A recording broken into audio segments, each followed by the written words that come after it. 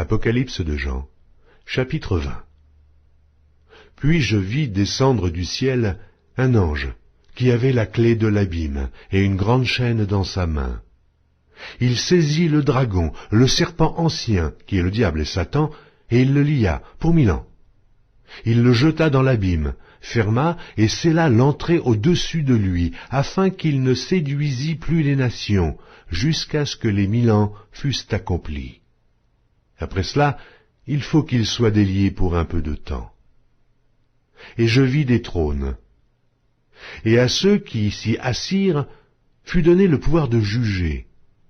Et je vis les âmes de ceux qui avaient été décapités à cause du témoignage de Jésus et à cause de la parole de Dieu, et de ceux qui n'avaient pas adoré la bête ni son image, et qui n'avaient pas reçu la marque sur leur front et sur leurs mains.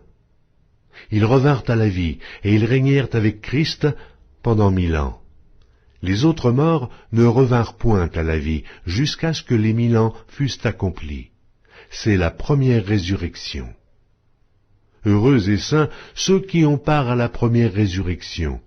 La seconde mort n'a point de pouvoir sur eux, mais ils seront sacrificateurs de Dieu et de Christ, et ils régneront avec lui pendant 1000 ans.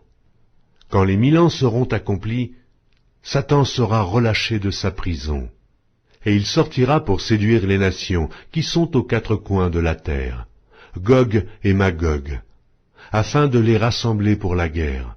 Leur nombre est comme le sable de la mer.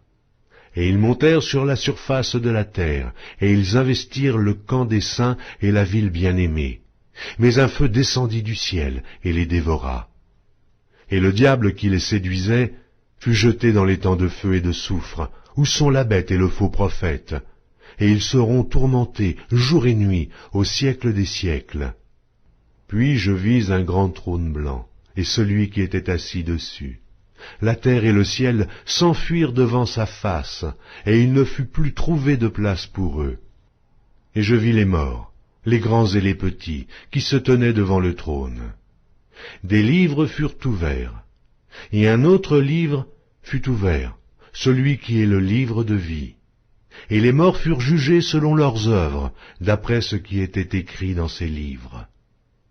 La mer rendit les morts qui étaient en elle. La mort et le séjour des morts rendirent les morts qui étaient en eux, et chacun fut jugé selon ses œuvres. Et la mort et le séjour des morts furent jetés dans l'étang de feu. C'est la seconde mort, l'étang de feu. Quiconque ne fut pas trouvé écrit dans le livre de vie fut jeté dans l'étang de feu.